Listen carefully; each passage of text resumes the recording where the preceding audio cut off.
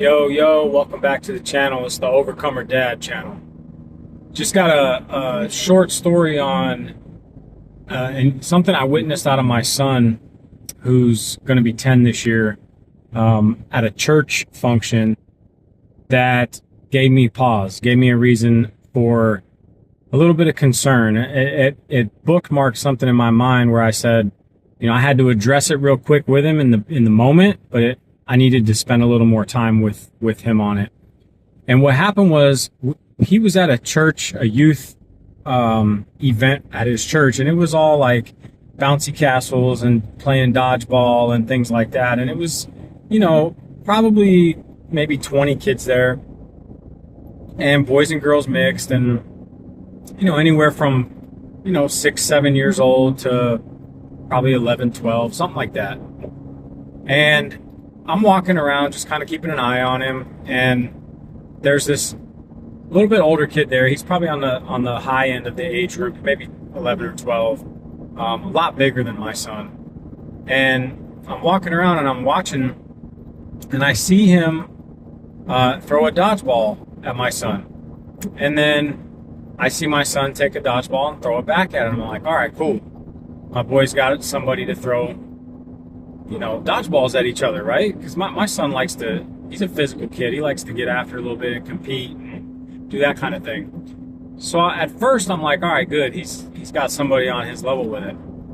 Then the other kid throws it back, and I see my son. I see his face, and I see his eyes, and he's very angry. And I'm probably 10 yards away from him, and he didn't even see me at this moment, but he's like, I told you no. I said I don't want to do that. I said no. And he throws the ball back at the kid, and the kid was kind of like a little shocked. And as I walked over, I'm like, hey, are you guys okay? You guys good? And the other kid takes off running. And my son's he just was at this red level, right? Super angry. And he's like, he's throwing a dodgeball at me, and I threw it back, and I told him I didn't want him to throw it at me, and he threw it again, so I got super mad and, told him no. I'm like, okay. I'm like, take a breath, man. So he takes a deep breath. I'm like, go do something else for right now. You don't need to be that angry about it right now. We'll talk about it. I'm not mad at you for saying you did anything wrong, but you don't need to be all the way maxed out right now. So anyway, we stay for another hour or whatever. There's no issues. So that night I'm putting him to bed, and I'm laying with him, and I'm like, hey, let's talk about this dodgeball thing that happened. I said, what I want to teach you is to start having situational awareness, number one, and to work on being able to read people, read the situation, and control your emotions, right? Because sometimes your emotions are going to serve you well, and sometimes they're not. And there'll be times when you need to get that angry about something, but most of the time you don't. Okay? So let's talk about it. So I asked him a few questions like, what do you think the kid's intentions were? Do you think he was bullying you? Do you think that maybe because you threw the ball back that he thought you wanted to play that game and he was just confused to your intentions? Like, maybe he didn't know that you were that angry at first because you threw the ball back and he thought you were interacting with him. I said that, these are the things you got to take into consideration, right? And he's like, no, I don't think he was being mean, but I do think that he knew that I didn't want to do it, and he did it anyway. I don't think he was like trying to hurt me, but he wasn't respecting my choice that I didn't want to play. I said, okay, that's fair, right? I said it could be a little confusing that you're telling him you don't want to play, but you're throwing the ball back when he throws it at you. So maybe he was, misunderstood your intentions there. But I said, look, here's the deal. I'm not telling you did something wrong by setting a boundary and communicating directly and clearly with somebody about what you did not want happening to you. That's always a good thing, right? We teach our son, you can say no, and you should say no, and you should draw and set boundaries, and not let people overstep those boundaries, especially when it comes to your personal safety or being physical with you or anything like that, right? So I was proud of him for speaking up for himself to an older kid, a bigger kid, and telling him, look, man, no, I'm not trying to do this with you. Don't do it to me. I was proud of him for that. But I also told him, take into consideration the time and the place and the context. You're at a church, okay? And not that bad things don't happen in church. I know they do. That's a whole nother branch, but just the context is we're at a church in a gymnasium with all kinds of parents around, the youth group, the leaders, the youth pastors, the church staff, right? And everybody's, sorry, I'm trying to see if I'm about to miss my turn here. Nope. So everybody is around. It's a very monitored, safe environment, right? I was standing 10 yards from him. Probably not the time or place or reason to go into the absolute rage mode that he was in, right? I told him, think about a car. You see, he was always asking me about, I drive an old Honda with 5-speed, and he likes to watch me shift and, learn about the tachometer and the RPMs and all these things, right? And so I said, think about the tachometer. You get to about 6 and everything after that's red. I said, you can dip into that sometimes if you need to, but you can't live there, right? Your engine's not going to sustain that. I said, you're like that. Your body is like that. If your body's the vehicle and your mind and emotions are the engine, you can't just go red all the time. You got to reserve that red for special circumstances when you really need it. Like maybe you're really in physical danger. Maybe you see somebody you care about or someone you love is in physical danger, or there's a perceived threat that's really real, not a kid throwing a dodgeball at you at church, right?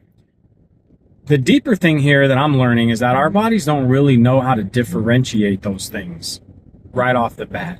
We have to do the work to be able to separate in the moment of decision making and work on our ability to control our emotions and make decisions, right? Your body, if it perceives a threat in some way, whether it's a dog off the leash coming at you, or you see somebody you think is about to hurt someone you care about, or somebody's doing something to you that you don't want done, I from what I'm understanding is a lot of these things are going to register the same within you, right? So he has this dump of adrenaline, and he's in fight or flight mode real quick, and he wasn't ready to fight, and so he went bam to the max. And I'm telling him, like, you got to reserve that for times you really need to use that, okay? Not in a church surrounded by adults when you're playing dodgeball. What you could have done is you could have calmly and coolly and directly communicated with that kid and let him know that this is not what I want to be doing, right? Please don't do that to me. I'm not trying to play dodgeball right now. You could have done that one-on-one without having to make a scene of emotions, So it was a lesson, man, for real, because he was asking me, like, when are appropriate times to go into that level and when aren't, and I was like, I can't really give you a black and white yes or no answer on that. It's kind of case by case, and you have to develop by being aware and watching people and reading people's intentions and picking up on these things. You got to develop that. And this is me trying to help introduce that to you as a father, because I don't want to see you get in every situation where you're blowing a gasket and you're wrestling with anger and rage, because you can get in a lot of trouble just going straight to that level, and you don't need to, okay? I gave him an example. One time, my wife, at the time had just gotten engaged, she was a bartender. She invited me up. She didn't have to give me a hard pitch. She's like, come to the bar and see me. I'm like, all right, I'll be there.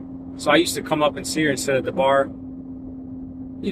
have a couple beers. I wasn't counting. And would talk with, you know, people that knew her, and everybody loved her at the bar. And so by extension, they liked me and had friends up there and this and that. One night I'm up there and I'm having a few drinks, and there's a couple guys sitting next to me. And one of the guys, not next to me, but the guy next to him, there's three of them. He makes a really nasty comment, like a dude will at a bar with an attractive bartender. And I hear it and I'm like, oh man, okay, I'm gonna let one slide, right? Dudes are drinking beers, they're having their little talk. Okay, I've been there. I'm gonna let one slide. Then I hear within a few seconds another comment, and it's next level. And I'm like, all right, I'm not gonna let that one slide. So now I can start to feel my heart pounding, right?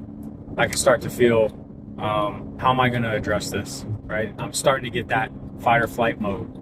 My heart's racing a little bit. I play it cool, and I'm thinking, all right, and now this is me putting into the situation space between the event and the decision, okay? That's what I'm trying to teach my son. There's something that's going to happen, a perceived threat or some sort of event, or words are said, or something's going to happen. And in this space between the event happening and you making the decision, this is where your power lies, okay? So I think to myself for a second, I don't want to make a big scene. My fiance's bartending. This is her place, right?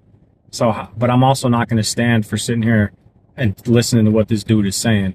So here's how I'm going to play it. I noticed the guy sitting next to me had a wedding ring on, right? I didn't have one yet because we were engaged, but we weren't married yet. So I thought, all right, I'm going to divide and conquer. I'm going to get to the three by getting to the one closest to me.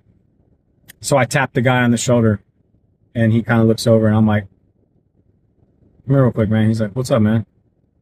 I'm like, hey, you see that bartender over there? He's like, yeah, of course, right? I said, you see that ring on her finger? And he's like, yeah. And I said, well, I put that ring on her finger.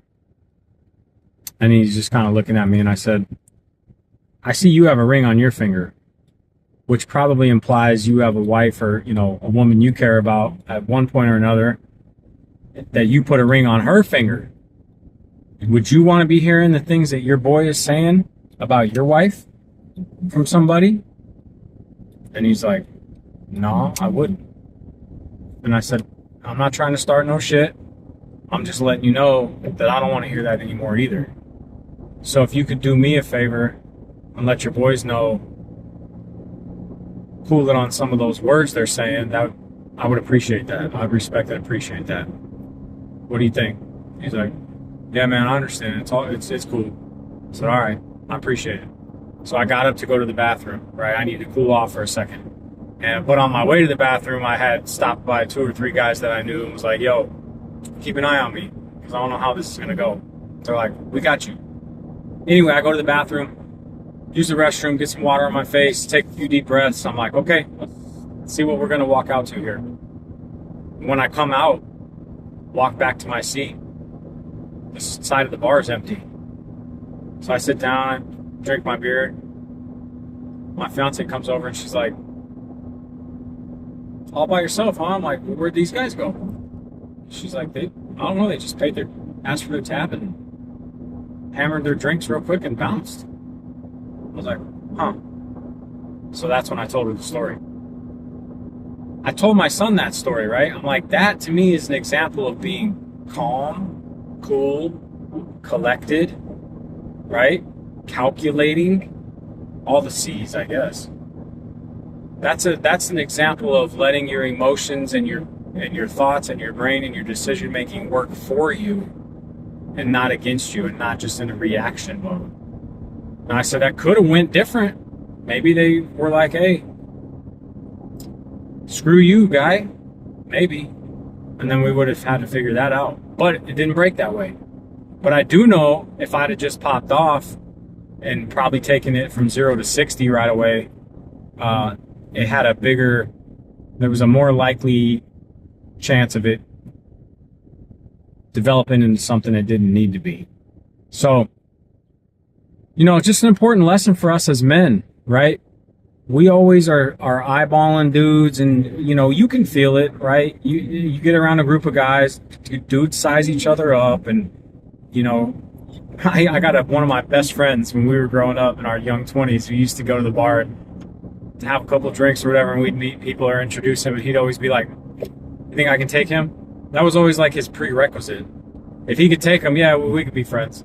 But this is a reality, and our boys are looking to us. Our children are impacted by the way we govern our emotions.